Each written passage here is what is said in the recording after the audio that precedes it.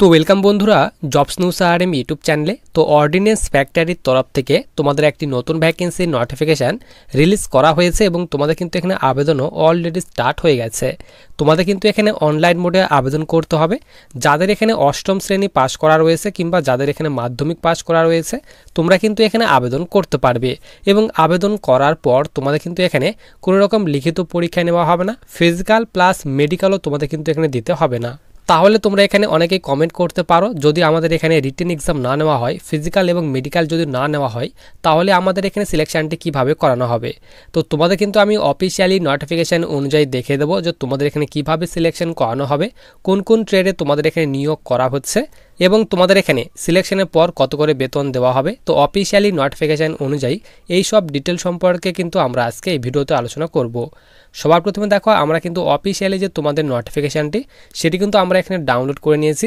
সবার উপরে দেখো তোমাদের কিন্তু এখানে বলা হয়েছে অর্ডিন্যান্স ফ্যাক্টরি তিরুচিরাপল্লী এবং তোমাদের কিন্তু এখানে বলা হয়েছে তামিলনাড়ু।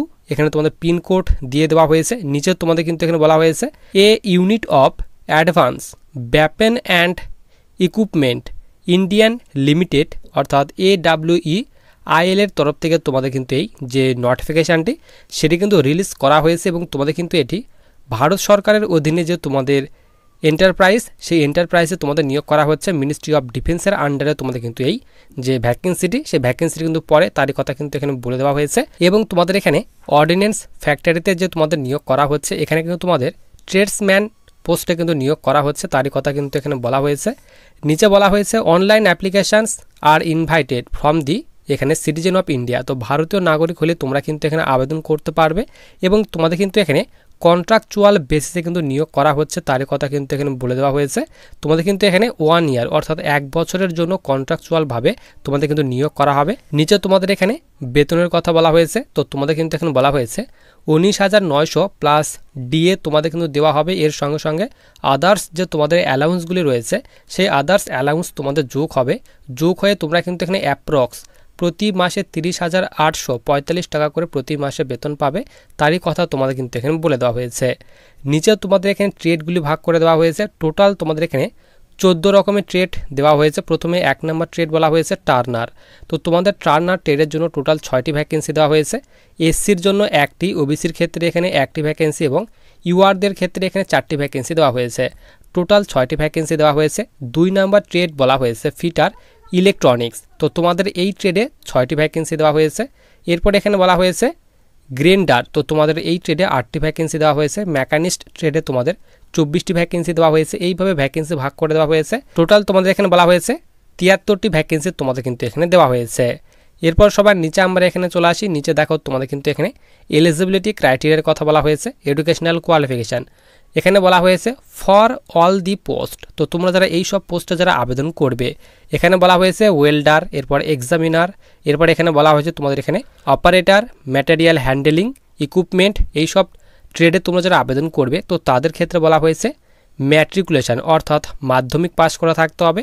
মাধ্যমিক পাসের সঙ্গে সঙ্গে তোমাদের কিন্তু এখানে NCTVT অর্থাৎ এখানে বলা হয়েছে national council of trade for vocational training course করা থাকতে হবে অর্থাৎ এই কোর্সের সার্টিফিকেট থাকতে হবে।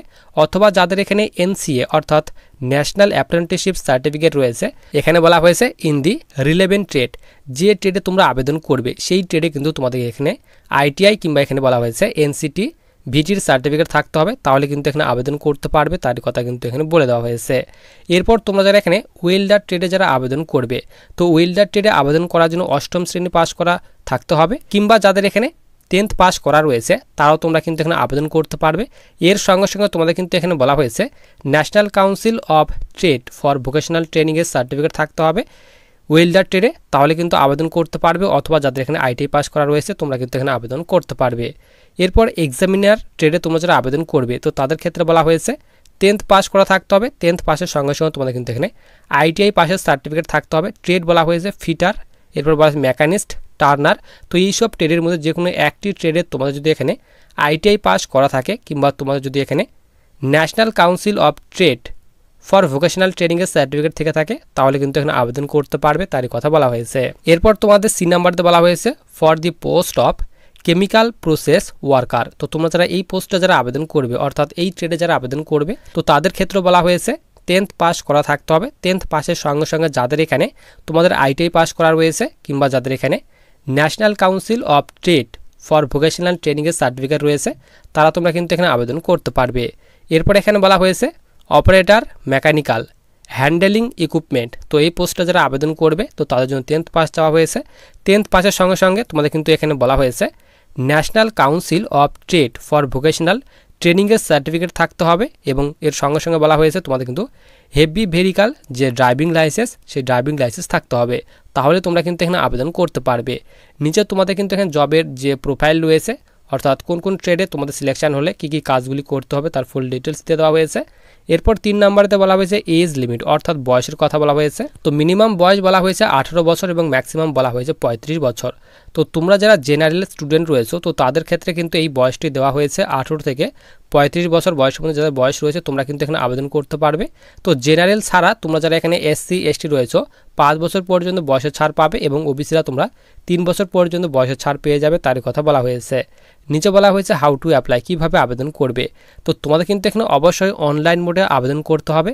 আবেদন করার জন্য যে তোমাদের অফিসিয়ালি যে তোমাদের ওয়েবসাইট, সেই অফিসিয়ালি ওয়েবসাইটের লিঙ্ক তোমাদের কিন্তু এখানে দিয়ে দেওয়া হয়েছে। তো এই লিঙ্কটি কিন্তু আমি টেলিগ্রাম চ্যানেলে দিয়ে রাখবো। টেলিগ্রাম চ্যানেল লিঙ্ক তো ভিডিওর ডিসক্রিপশন বক্সে দেওয়া রয়েছে। এরপর তোমাদের এখানে বলা হয়েছে অনলাইন মোডে আবেদন করার পর, এখানে বলা হয়েছে আফটার অ্যাপ্লাইং অনলাইন। তো অনলাইন মোডে আবেদন করার পর যে অ্যাপ্লিকেশন ফর্মটি রয়েছে, যে প্রিন্ট আউট তোমাদের বের হবে, সেই প্রিন্ট আউট করার পর তোমাদের কিন্তু এখানে যে অ্যাড্রেস বললাম, সেই অ্যাড্রেসে তোমাদের কিন্তু এই আবেদন ফর্মটি কিন্তু পাঠিয়ে দিতে হবে। এবং নিচে তোমাদের কিন্তু এখানে বলা হয়েছে দেখো ক্লোজিং ডেট। তো তোমাদের কিন্তু এখানে আবেদন অলরেডি স্টার্ট হয়ে গেছে। অনলাইন মোডে যে তোমরা আবেদন করবে, তো অনলাইন মোডে আবেদন করার লাস্ট ডেট বলা হয়েছে 21/9/2025 পর্যন্ত তোমরা কিন্তু এখানে অনলাইন মোডে আবেদন করতে পারবে। তো অনলাইন মোডে আবেদন করার পর তোমাদের যে অ্যাপ্লিকেশন ফর্মটি যে প্রিন্ট আউট বের হবে, সেই প্রিন্ট আউট ফর্মটি তোমাদের কিন্তু যে পাঠাতে হবে। তো সেই প্রিন্ট আউট ফর্মটি পাঠানোর লাস্ট ডেট বলা হয়েছে তোমরা কিন্তু এখানে 29/9/2025 আগে তোমাদের কিন্তু সেই আবেদন ফর্মটি কিন্তু পাঠিয়ে দিতে হবে, তারই কথা বলা হয়েছে। এবং অ্যাপ্লিকেশন ফির কথা বলা হয়েছে, কোনো রকম আবেদন মূল্য পেমেন্ট করতে হবে না, তোমরা কিন্তু এখানে সকলে একদম ফ্রিতেই কিন্তু আবেদন করতে পারবে। এরপর দেখো তোমাদের কিন্তু এখানে বলা হয়েছে মুড অফ সিলেকশন, যে তোমাদের কিভাবে সিলেকশন করানো হবে। তো তোমাদের এখানে ITI এবং NCVT যে সার্টিফিকেট রয়েছে, সেই সার্টিফিকেটের কিন্তু মার্কসের উপরে তোমাদের কিন্তু এখানে শর্টলিস্টেড করানো হবে। শর্টলিস্টেড করার পর তোমাদের কিন্তু এখানে ট্রেড টেস্ট এবং প্র্যাকটিক্যাল টেস্টের জন্য ডাকা হবে।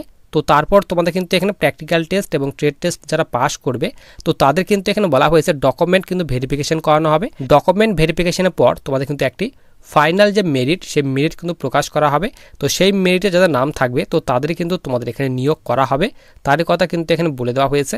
তো আবেদন তোমাদের কিন্তু এখানে অলরেডি স্টার্ট হয়ে গেছে। তো তোমরা যারা এখানে আবেদন করতে চাও, আবেদন করার জন্য এলিজিবল রয়েছে, অবশ্যই কিন্তু আবেদন করতে পারবে। তো আবেদনের যে লিঙ্কটি, সেটি কিন্তু আমি টেলিগ্রাম চ্যানেলে দিয়ে রাখবো। তো টেলিগ্রাম চ্যানেলের লিঙ্ক কিন্তু ভিডিওর ডিসক্রিপশন বক্সে দেওয়া রয়েছে।